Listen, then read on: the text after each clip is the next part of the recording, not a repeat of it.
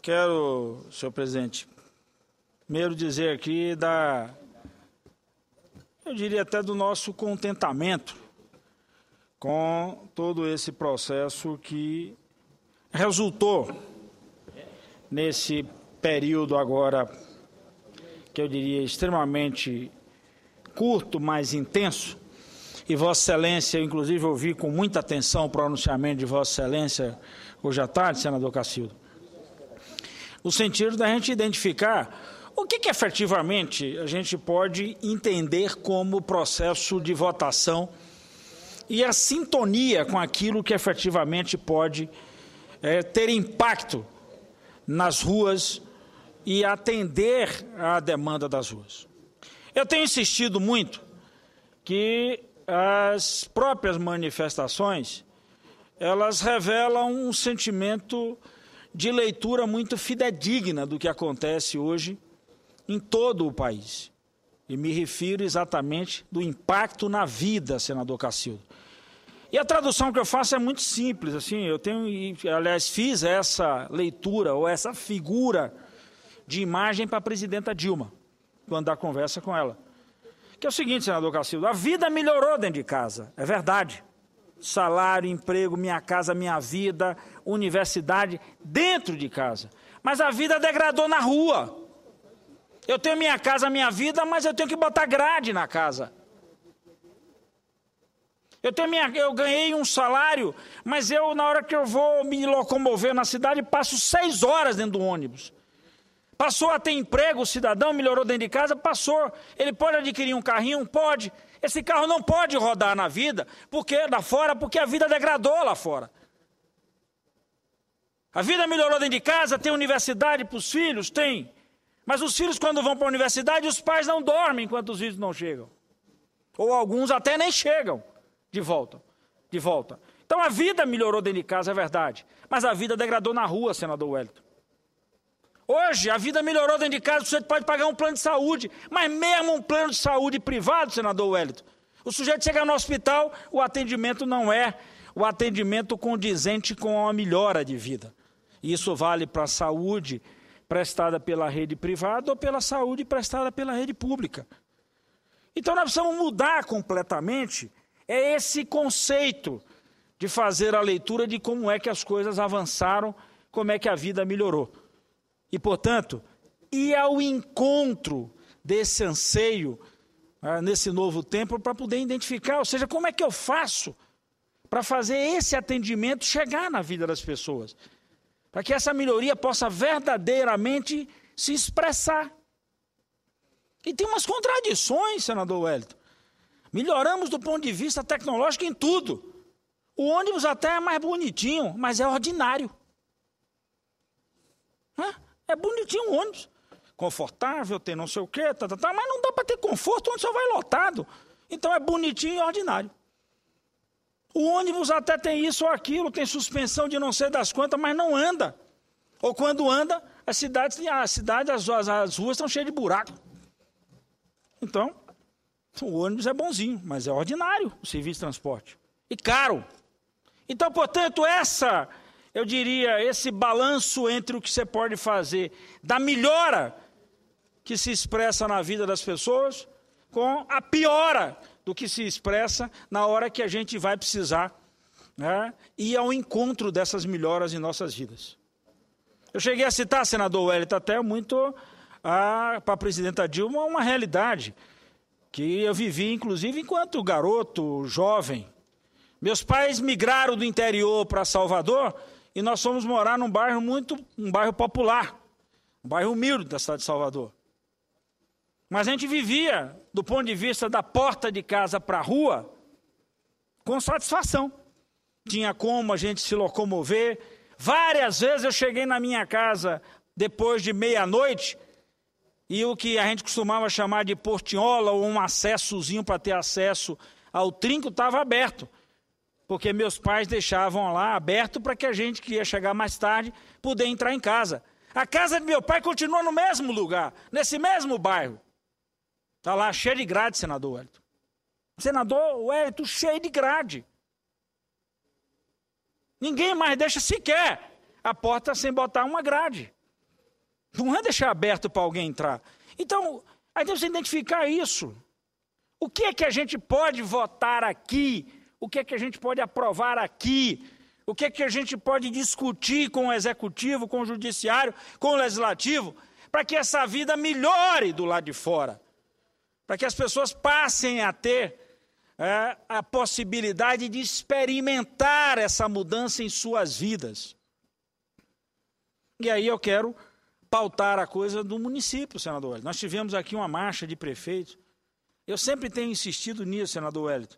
Ninguém mora na União, ninguém mora no Estado, é no município que o cidadão vive.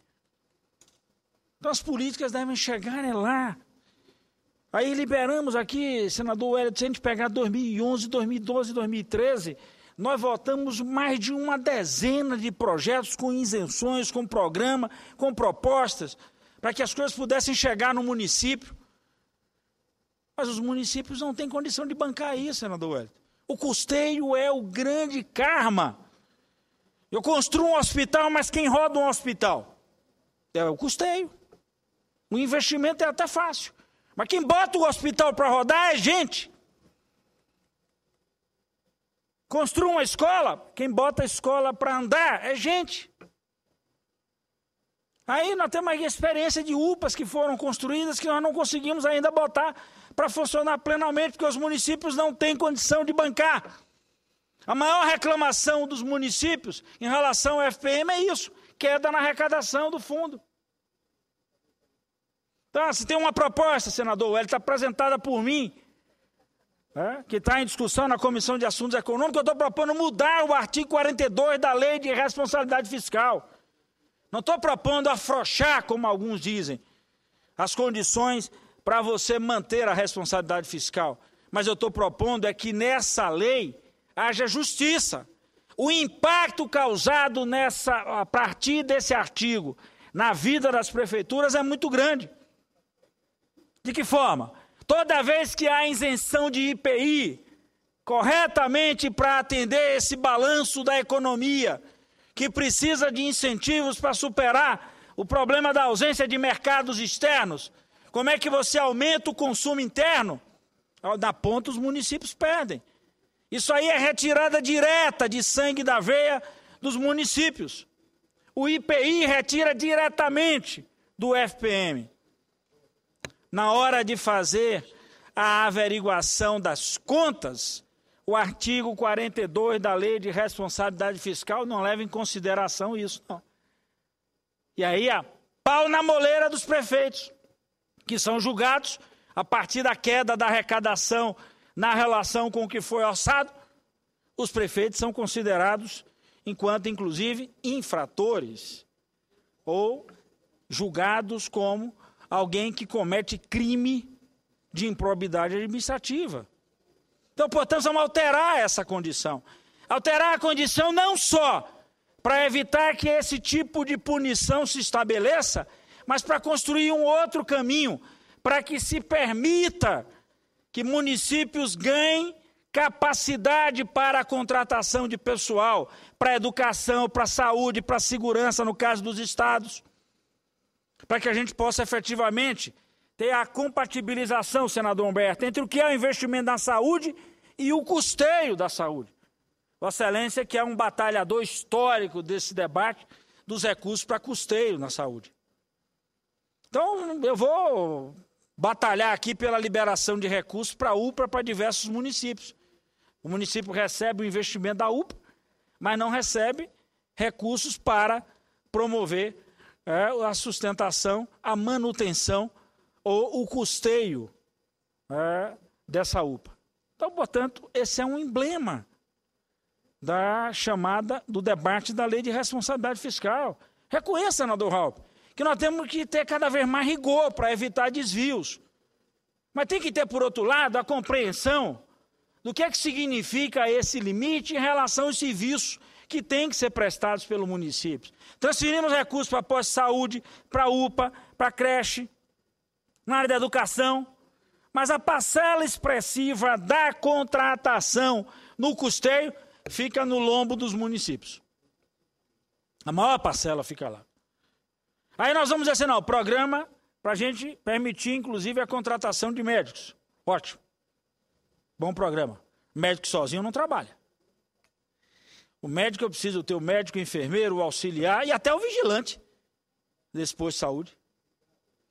Creche. Eu preciso ter gente para tomar conta da creche. E olha que tomar conta de menino, um negócio de menino na idade de creche, tem negócio de uma pessoa para 40, não é como professor em sala de aula. Tá? Então, portanto, mais custeio. Então é fundamental que nós façamos esse debate aqui no Congresso Nacional. É urgente que adotemos uma posição, volto a frisar, eu não estou propondo desestruturar a responsabilidade fiscal. Eu estou propondo a gente ser justo com a responsabilidade fiscal. É essa a proposta que fiz da alteração do artigo 42.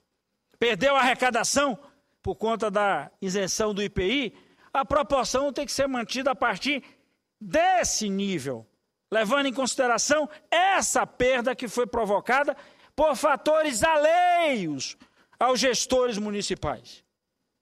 No entanto, a punição é aplicada independente do fator que é completamente distante do controle ou da governabilidade do gestor municipal.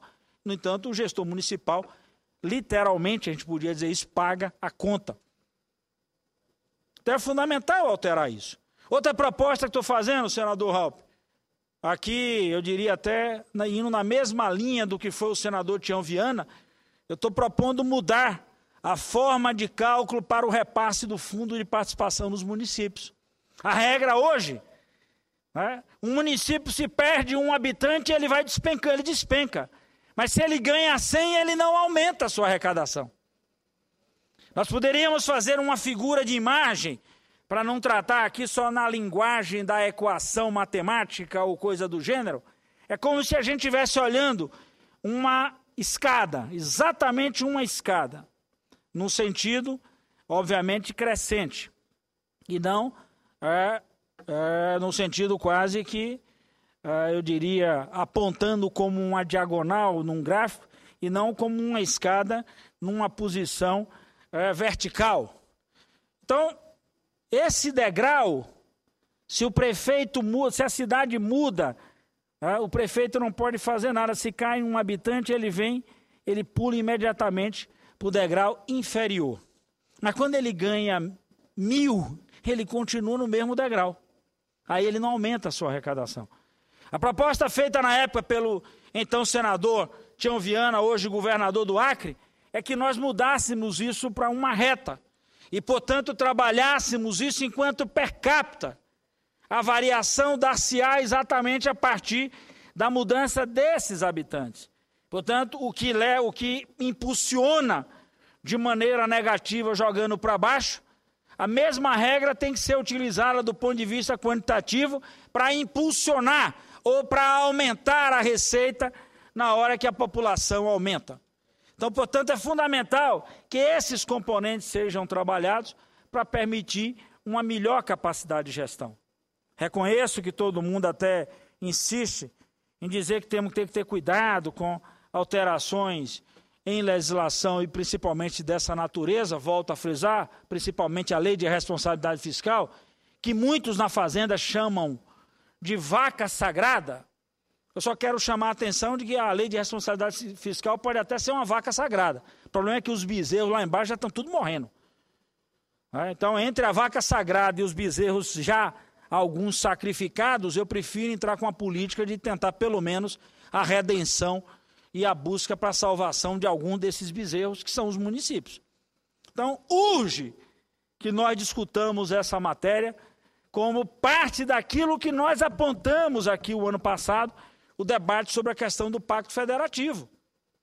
Resolver o problema da arrecadação, aumentar a distribuição. Não é à toa que todo mundo ficou apontando o royalties do petróleo como a vaca leiteira, capaz de financiar tudo.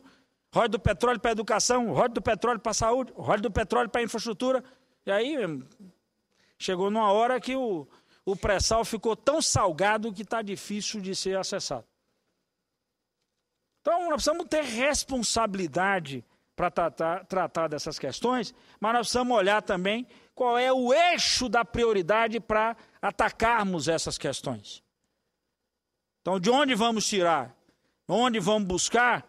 Reconheço que a gente tem que ter um grau cada vez mais, eu diria, preciso, com acuidade, com cuidado. Mas nós precisamos colocar também como foco. O foco é aumentar a distribuição de recursos para municípios e estados. Desconcentrar cada vez mais essa fúria arrecadadora da União e, ao mesmo tempo, permitir que os recursos cheguem para municípios e estados, principalmente para atender a demanda de custeio. Essa foi, eu diria, a reivindicação principal da marcha de prefeitos. Conversamos com diversos prefeitos da Bahia que me diziam o seguinte: Piero, obviamente que eu quero recurso, mas não adianta sair de Brasília aqui com a promessa de ter recurso para creche, para quadra, para escola, para posto de saúde, e eu não vou ter recursos para bancar o custeio das atividades que obrigatoriamente vão existir a partir de toda a implementação e de todo o investimento que deve ser feito no município ou no estado. Então, portanto, para ir ao encontro desse pleito, a gente tem que botar o dedo na ferida aqui no Senado e definir efetivamente qual deve ser o critério para nortear esse repasse de recursos, para priorizar e mais. Nós não vamos enfrentar o problema da economia só com isenção no eixo nacional. Eu preciso enfrentar o drama da economia ou dessa quebradeira mundial, investindo localmente, gerando renda e, obviamente, movimentando economias locais. É esse o balanço que permite você ter recursos, dinheiro circulando em cada município, gerando emprego, gerando renda e, ao mesmo tempo, mantendo a economia a partir do perfil de cada local, de cada canto. Então, é fundamental que enxerguemos isso enquanto uma política que se adote no país, mas quero finalizar insistindo nisso. Ninguém mora na União, nem ninguém mora no Estado. O cidadão mora no município e, principalmente, meu caro senador Humberto, no sertão velho do Nordeste, naquele semiárido que é produtivo, mas que precisa de incentivo, de recurso, como esse que nós vamos receber agora, dos 7 bilhões de investimento para o semiárido, mas isso tem que chegar na ponta, que é para a gente movimentar a economia, seja a economia do campo, seja a economia da indústria, seja a economia dos serviços, seja a economia, inclusive, patrocinada pelo poder público. Toda vez que a gente investe bastante em saúde e melhora os serviços, isso também ajuda a economia. Toda vez que a gente investe muito e melhora a educação, isso também impulsiona economias locais. Então, portanto, é nessa trilha que nós queremos caminhar, e para isso, acho que alguns passos devem ser dados. Matérias estão aqui tramitando, projetos têm apresentado. Então, não precisamos mais nem reinventar a roda, nem tampouco produzir aqui mais de 300 propostas de projeto de lei. Vamos olhar com carinho e com cuidado o que é que está tramitando e vamos olhar com prioridade o que é possível a gente botar para funcionar, para resolver esse grave problema e solucionar essa crise que se estabeleceu na gestão de diversos municípios pelo Brasil afora. Era isso, senhor presidente. Muito obrigado.